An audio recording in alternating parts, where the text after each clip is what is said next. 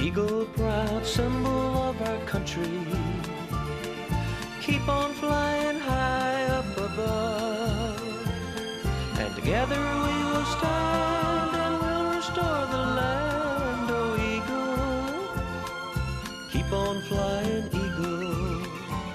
Welcome to Listen to the Eagle, live in Jackson, Mississippi, at the Mississippi Farm Bureau Federation building in the Reeves Meadow studio. We got Russ Carruth on the other line, co-host of Listen to the Eagle.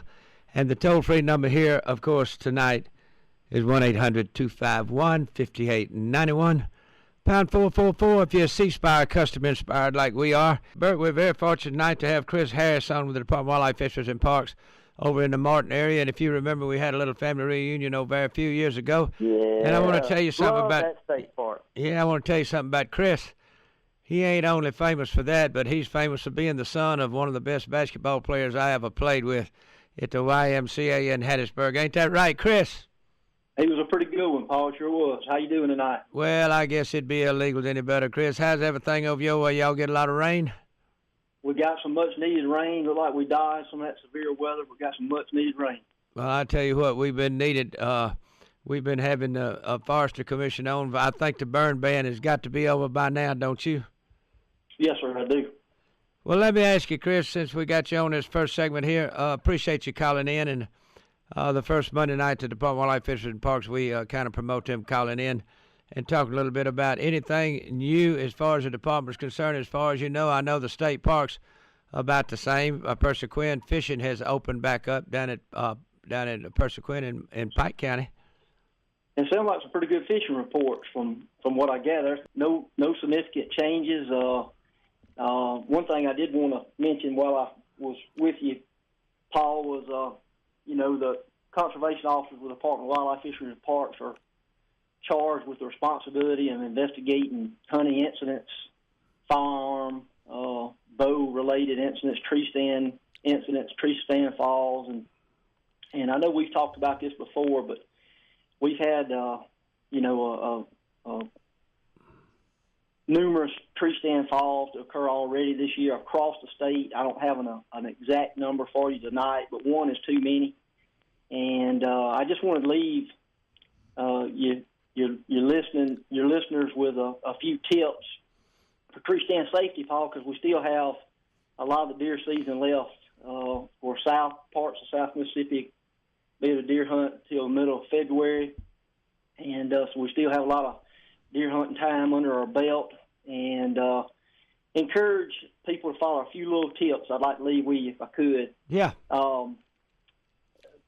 I would recommend and encourage people to read and follow the manufacturer's instructions for all tree stands, whether it's climbing stand, ladder stand, lock-on type stand, whatever it is. Read and follow the manufacturer's instructions. Always utilize and wear a full body harness of some type and practice using it, Paul. Just don't wait till that first morning before daylight, try to figure out how to put that thing on and climb with it. Practice with it. Don't get in a hurry when you're utilizing stands, no matter what type of stand it is. Take your time. And the main thing, and what I see with so many of these incidents, Paul, is if we would do a little more routine maintenance and routine inspections of our equipment, whether it's a ladder stand, climbing stand, a shooting house, or whatever. Make some routine inspections of that equipment with ratchet straps, cables, boats, whatever the case may be, any moving part. Make some of those routine inspections of that equipment, not just from year to year, but throughout the hunting season itself as you're using it. This is Bert. Hey, is it from y'all's research? Is it a time issue that the hunters don't want to deal with, or is it simply the old idea of it's not going to happen to me, so I'm not going to take the precautions of the harness and everything that the manual says?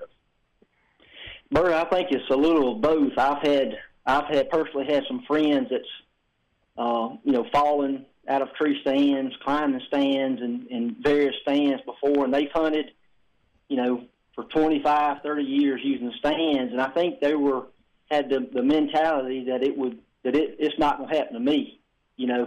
kind of that Superman mentality. But it did happen to them, and it's changed the way that they view using stands and taking the precautions by now wearing the body harnesses and just taking a few extra steps that, like we discussed earlier, and not getting in a big hurry. I'd like to share this. I'm going on my 7th year now co-hosting with Paul Ott, and every year y'all come on, and it's multiple cases, and there's fatalities. It's not just injuries, and I want everybody to listen.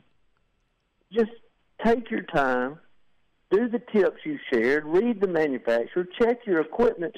It's just not worth it, guys. Hunter safety, Paul, is not for just a certain age group. It's for everybody. And so I'd recommend to any person, male, female, no matter the age, if you have not ever taken hunter safety, you may have been exempt by the law, it was not required, get in a hunter safety course. Tree stand safety is one of the disciplines that we discuss in there.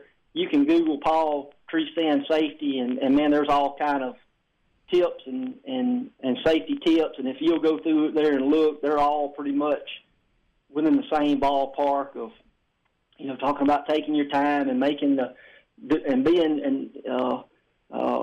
implementing some preventive maintenance and checking your stands throughout the year and not getting in a hurry. And well, I tell you, Chris, if it's worth saving one life, we're going to put it on television sooner or later. Hey, we're out of time on this break. Chris, thank you so much for calling in, and maybe we get you in on the first Monday night next month.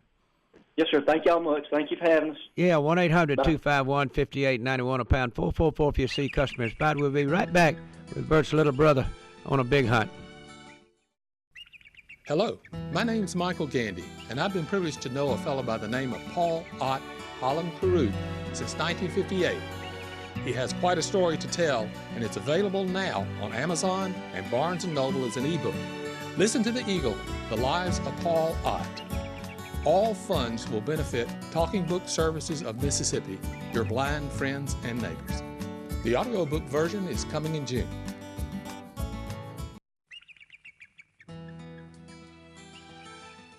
Welcome back to Listen to the Eagle, your live call-in radio show, hunting, fishing, God, family, and country. Bert Ott Carruth and Paul Ott coming to you live from the Reed's Metal Studio right there in the capital of Jackson, Mississippi.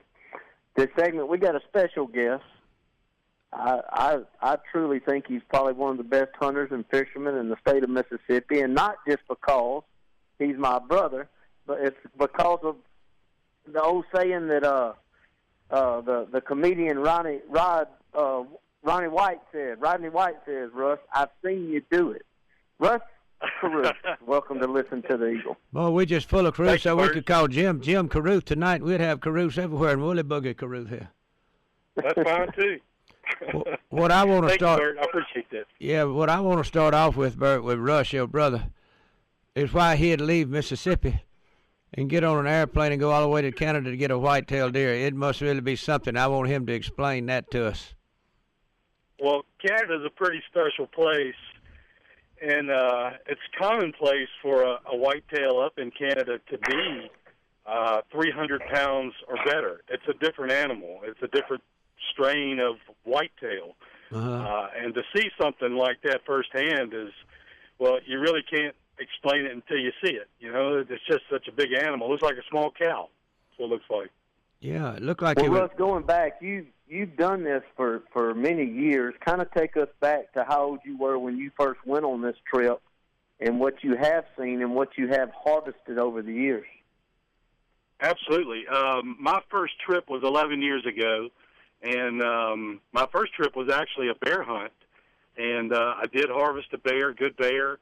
And but my first whitetail trip was 10 years ago, and in Mississippi, doing a lot of hunting here, it's you don't see a whole lot of deer a lot of the time, depending on where you are. Maybe you're in the Delta, but it's very common to be in Canada in the provincial forest and see 25 different bucks in a day.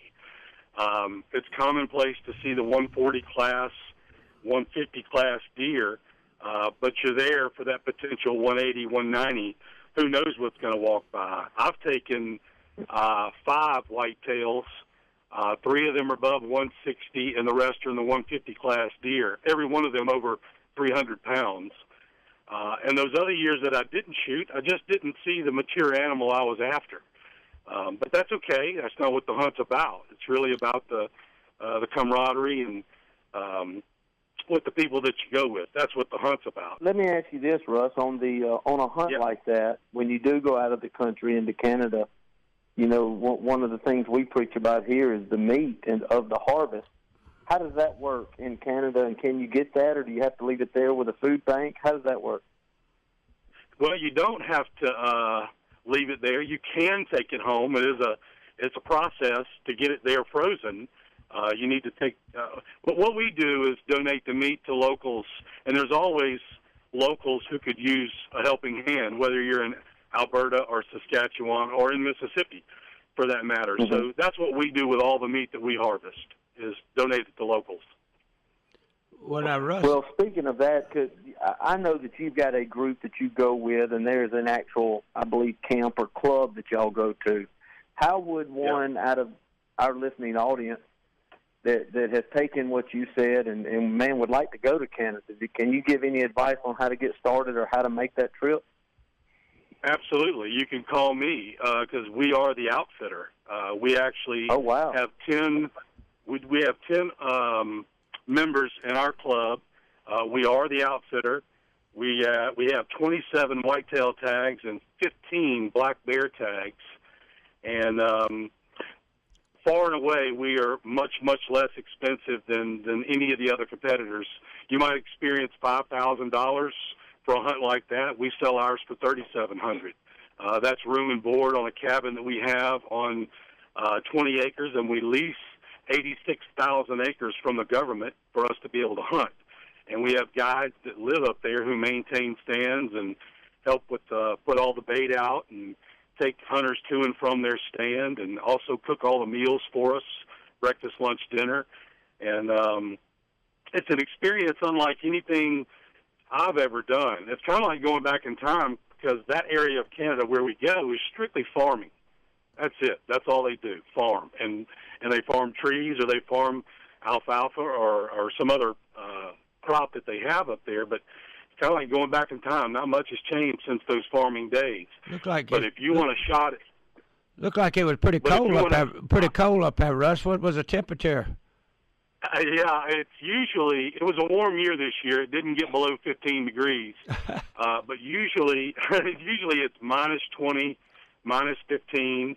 And you need to be prepared for that, because if you're not, then you probably won't be in the stand very long. You'll have to get picked up, or you just won't make it through the day. And we sit from dark to dark, drop off early in the morning, get out of the stand at night. And you need to be prepared for that. Well, in that $3,600 fee, does that also include your tags? Don't you have to have tags? Good question. No, it does not include your tags. The tag is $190 American, and the only other expense that someone might incur on that is the rental vehicle, which usually 4 or 5 hunters can split, and it ends up being around $180, $190 a piece. So when you add all those things together, that camp or this outfit is a lot less expensive than, say, even the initial fee from most others. So, and you're going to see big whitetail. Guaranteed you're going to see 140, 150 class deer. And if you happen to hit the rut season, the rut time, you're more apt to see the big boys. Who knows? We'll see. Well, do they take you out there on that stand and leave you all day? What's the process for us? Well, they drop you off, and the first day they'll walk in with the hunters and show them, where the box is, or where the ground blind is, or where the stand is. And usually after that, the hunter's comfortable enough to walk in. But if you want company, because there are predators up there, I've run into some things on the trail in the mornings or in the evenings that made your hair stand up on your neck. I ran into a cougar a couple of years ago, and I hear wolves every day. So it's a different environment. You're not at the top of the food chain. Yeah, well, let's take a break. Let's take a break, because I want to hear about that bear that tried to scrape at the bottom of your stand one time. 1-800-251. Hey, Paul, real quick, Russ, I want to keep, if you don't mind, a segment to talk about not being at the top of the food chain, and then maybe a third segment and talk a little local hunting. Yeah, we'll have fun with it. If you want to call in, it's 1-800-251-5891. That's toll free. C-Spire, custom inspired like us, pound 444. We're in the Reed's Metal Studio. We have Russ Carruth, and we have Bert Ott Carruth. Sound like a good host and a co-host to me for listening to Eagle. We'll be right back. Y'all don't go away. For the very first time, legendary entertainer Paul Ott brings to you the best of both worlds. His greatest hits on CD and DVD, including Oh Blue. Many of an early morn. I am Mississippi. I am the South. To order, simply go to listentotheeagle.com or just write Paul Ott, Summit, Mississippi, 39666.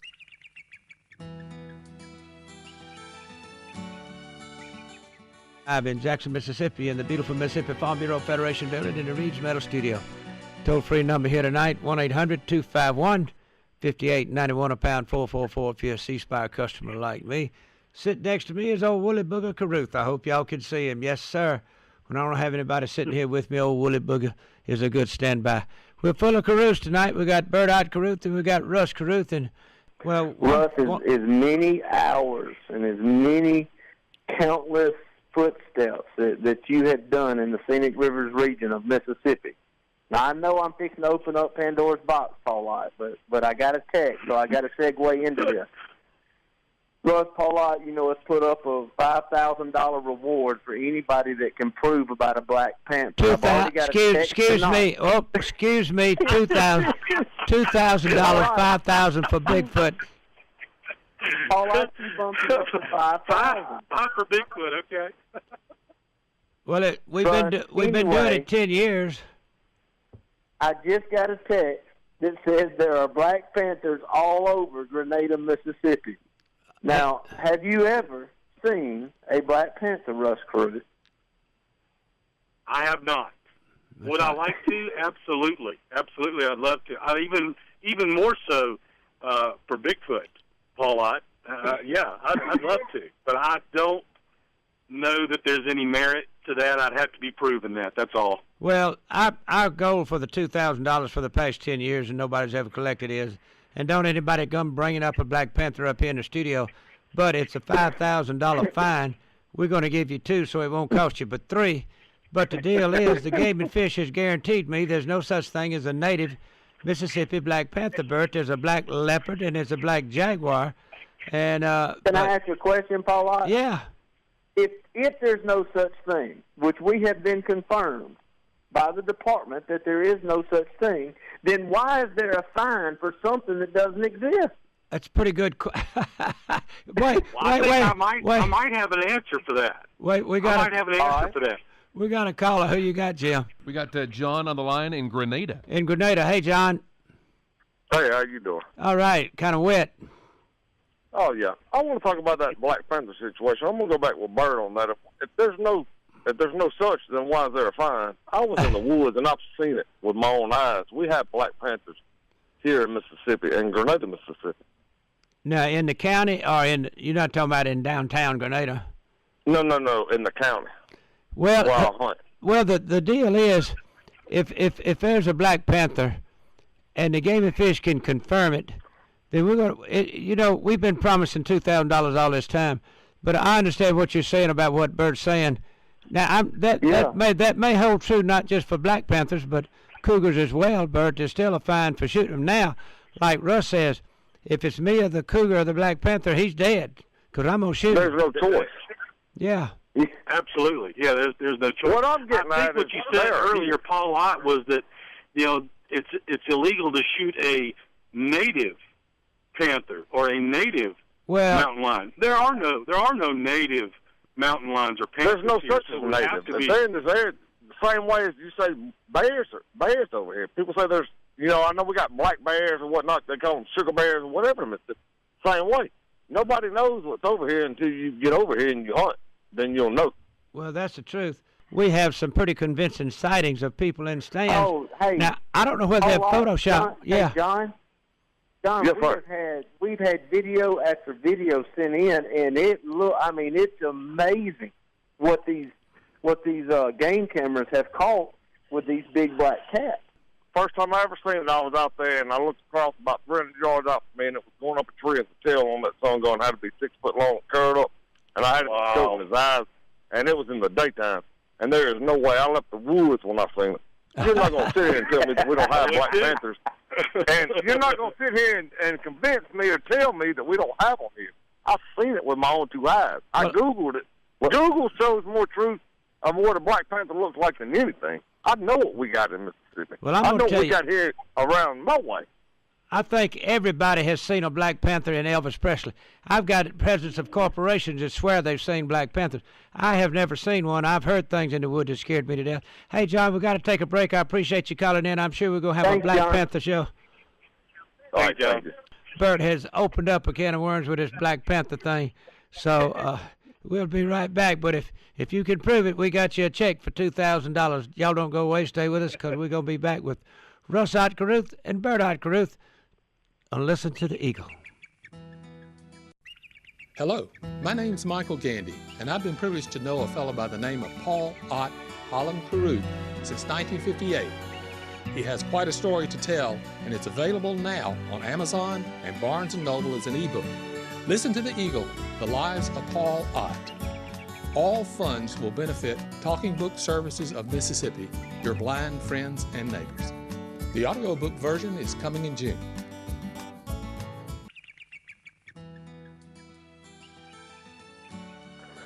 Welcome back. Last segment of Listen to the Eagle. Of the first show of the new year, Paul Ott. Well, it is. 2017 is here. Yep, here it is. Well, I hope it's a better one for everybody, especially what we've been going through here, Bert, with. I guarantee you I hope to get in remission from this, and we appreciate all the prayers from across the state that have been going up, and so far so good. I've just got to keep working at it, Bert, you know. Oh, I know, Paul Ott. You're going to be fine. We're going to get you back rolling, and I know the whole state, and especially the Listen to the Eagle, what I call the Listen to the Eagle Army, have had you in their prayers, and prayers is an amazing thing, as we've seen already. I know that the treatment is beating the cancer, but I know the treatment is punching you in the gut a little bit physically, but you're going to be all right. We're going to keep fighting and keep working. Yeah, it punches me doing chemo. Your little cousin, Carl Ellis, is listening down at Niceville, Florida tonight on the app, and he said, you got to be pretty tough to take chemo on Monday and then go out there and sit and do that show from 6 to 7. I said, well, I got a lot of help. We may have one more phone call before we go. Jim's actually phone for to do. We'll see if we can take it because we don't have it about 2 minutes. Okay, you got somebody, Jim? Yeah, we got Pam on the line in Picayune. In Picayune. Hey, Pam. Hi. Good to have you. Y'all were talking about panthers, and right after Camille came, I went down the hill to burn some garbage, and a tree had blown over, and I burned the garbage on this side of the tree. On the other side, when I bent over and set the garbage down, when I raised up, there was a big black panther, scared to death. I didn't know what to do, and I didn't even burn the garbage. I just set it down and I backed up, and I done the wrong thing, but he didn't bother me. I took off running to the house. Sound like you did the right thing. I'm 63 now, and but I remember that as clear as day, and he was huge. He was like 6 foot long, and he had the beautiful eyes, but I didn't stick around long enough to stare very long. Well, Pam, we appreciate your call, the Black Panther call. We'll have to do a whole show on Black Panthers. And tell everybody in Picayune hello for us, and I appreciate you listening down there. Well, thank you for taking my call. Y'all too. Hey, boys, Russ and Bert, I love y'all. I appreciate y'all coming tonight. A great, great show, Russ, and be sure to send that stuff to Jim. And remember Bert, go ahead and say your thing before I do, Isaiah. Yeah, thank you, Russ. Thank you for everything you brought to the table tonight for our listeners. If you don't remember anything about tonight, remember this. If you do things your way, you will get your results, some good, some bad. But going into 2017, if you'll stop and pray, you'll get his results. And remember, those who wait for the Lord shall renew their strength. They will mount up with wings like eagles. They shall run and not be weary. They shall walk and not faint. That's Isaiah. I love you, boys. Russ, we'll see you this Love week. you too. Kiss my grandbabies. All of you kiss my 13 grandbabies. Linda just walked in here. You got it. Yeah. Say hi to Linda. Y'all say hi to Linda. Hey, Mom. Hey, Linda. She said, hey, she's fixing to take me to the house. My taxi cab, Ike, said, bring Burt, B-U-R-I-T-T, next time you come. Yeah. Love y'all. We'll see you next week on Love you. Listen to the Eagle.